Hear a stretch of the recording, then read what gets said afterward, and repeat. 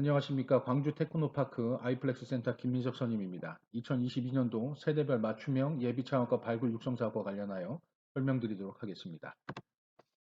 본 사업은 우수 창업 아이디어의 발굴 지원을 통해 지역 창업 생태계 다양화 및 활성화를 위한 창업 저변 확대를 목적으로 계획되었습니다.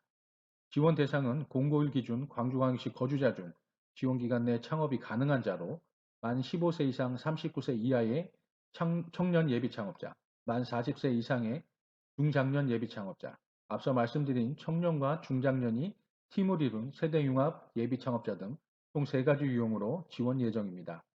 지원 분야는 기술 기반 창업과 창의력 기반 창업 분야로 구분하여 지원할 계획으로 기술 기반 창업의 경우 예비 창업자 본인 또는 타인이 보유한 특정 기술을 활용하여 제품 또는 서비스를 개발, 이를 활용한 창업을 의미하며 기술 기반 창업과 달리 창의력 기반 창업의 경우 예비 창업자 본인의 교육, 경험을 통해 습득, 숙달한 지식 기술을 활용한 제품 또는 서비스를 개발, 이를 활용한 창업을 의미합니다. 따라서 창업에 활용되어지는 기술의 성격, 형태 등을 고려하여 지원 분야를 선택하시면 됩니다. 다만 음식점업 등 일부 업종에 한하여 지원을 제외하고 있으니 공고문에 첨부된 지원 제외 업종을 필히 확인하여 주시기 바랍니다. 과제별 최대 2천만 원을 지원하여 39개 과제 내외를 선정 및 지원할 예정입니다. 지원 기간은 선정 후 협약 체결일로부터 4개월이며 이 지원 기간 중 예비 창업자가 신청한 지원 프로그램의 수행 및 창업, 즉 사업자 등록을 완료해야 합니다. 총 39개 과제 선정에 있어 앞서 설명드린 3가지 유형의 지원 대상 및 2가지 유형의 지원 분야별 별도 할당 없이 선정평가 결과 우수 과제에 대해 선정할 예정으로 지원 대상 및 분야에 따른 유불리는 없다는 점 말씀드립니다. 과제 선정 시 확정된 지원 예산 범위 내에서 지원 프로그램 수행을 위한 전문기관 외주 용역 가공비를 지원하는 것을 원칙으로 하나 선정평가 시 필요성이 인정된 과제에 한하여 일부 재료비 지원이 가능하며 이 경우 지원 신청서 작성 시 재료비 소요 산출 내용 및 활용 계획에 대한 구체적 제시가 필요하겠습니다. 특히 내부 임직원에 대한 인건비 지원은 불가하오니 이 점 유의 바랍니다. 세부 지원 프로그램은 보시는 바와 같이 시제품 제작을 포함하여 5가지 지원 프로그램을 지원할 예정이며 제시된 지원 프로그램 외에 예비 창업자가 지원을 필요로 하는 사항이 있을 시에는 자유 제한을 하실 수 있습니다. 과제별 최대 지원액 및 실소요 비용을 감안하시어 단일 또는 복수 지원 프로그램 신청이 가능함을 알려드립니다. 지원 방법에 있어 지원 프로그램 수행 완료 후 사업자 등록증 사본 및 예비 창업자가 작성한 사업 결과 보고서, 지원금 지급을 위한 세금 계산서 등 제반 정규 증빙 서류를 주관기관에 제출하며 주관기관은 제출된 사업 결과 보고서 등의 내용을 검토 후 해당 지원 프로그램 공급기관 대상 지원금을 지급하는 것을 원칙으로 합니다.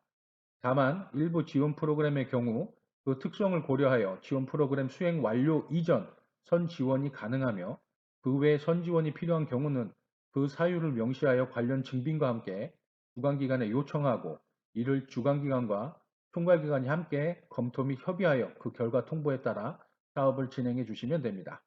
특히 지원 대상 선정 후 중도 포기 또는 최종 점검 결과 사업 수행 실패 판정 시 이 집행된 지원금에 대해서 예비 창업자 대상 환수 조치가 되오니 이 점 주의하여 주시기 바랍니다.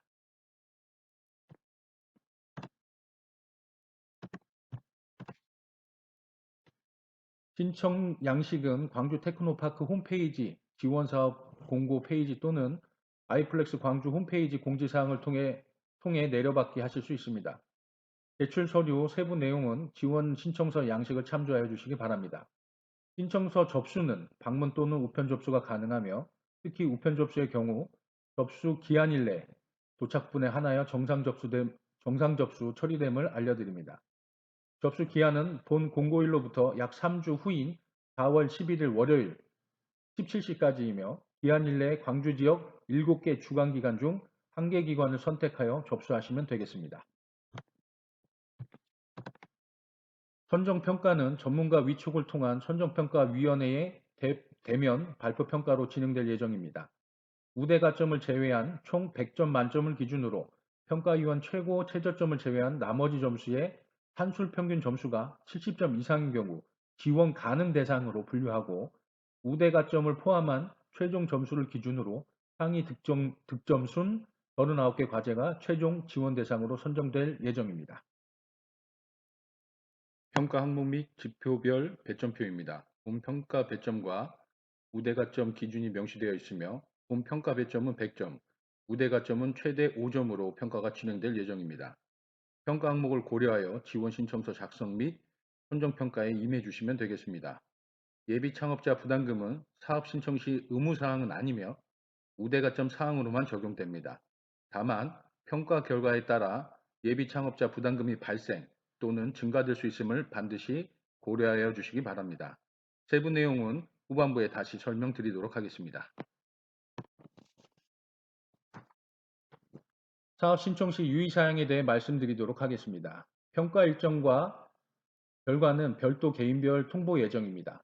세부 일정은 변동이 있을 수 있으나 본 공고문에 명시된 선정평가일을 포함한 전후일로는 가급적 개인, 장기 일정을 피하실 것을 요청드립니다. 예비 창업자가 지원서를 제출한 기관이 향후 예비 창업자를 지원해줄 주관기관이 됩니다.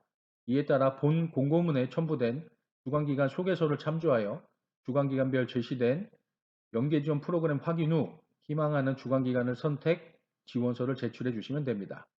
가장 중요한 부분이라 할 수 있는 지원금 및 예비 창업자 부담금에 대해 말씀드리겠습니다. 예비 창업자께서는 과제별 지원 한도의 기준이 아닌 실질적이고 객관적인 소요 금액을 산출하셔야 합니다.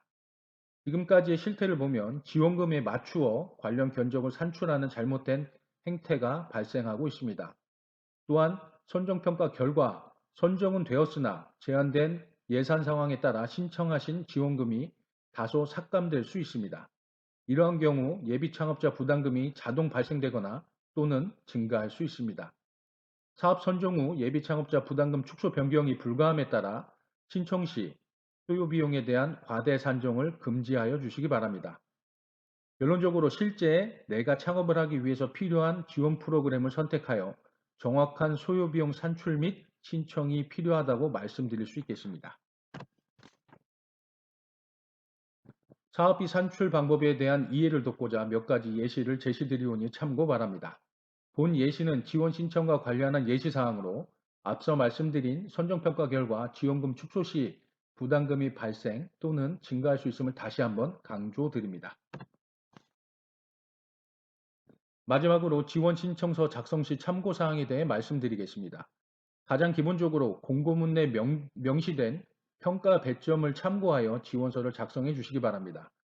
지원 신청서 양식 내 작성 방법에 대한 설명을 해 놓았습니다. 이를 꼭 읽어보시고 각 항목별 요구사항에 대해 구체적인 내용 작성이 필요하겠습니다. 특히 선정평가 공정성을 위해 별도 발표 자료를 활용하지 않고 제출된 지원 신청서를 기반으로 발표 및 질의응답이 시행됨에 따라 주의 깊은 지원서 작성이 필요하다 하겠습니다.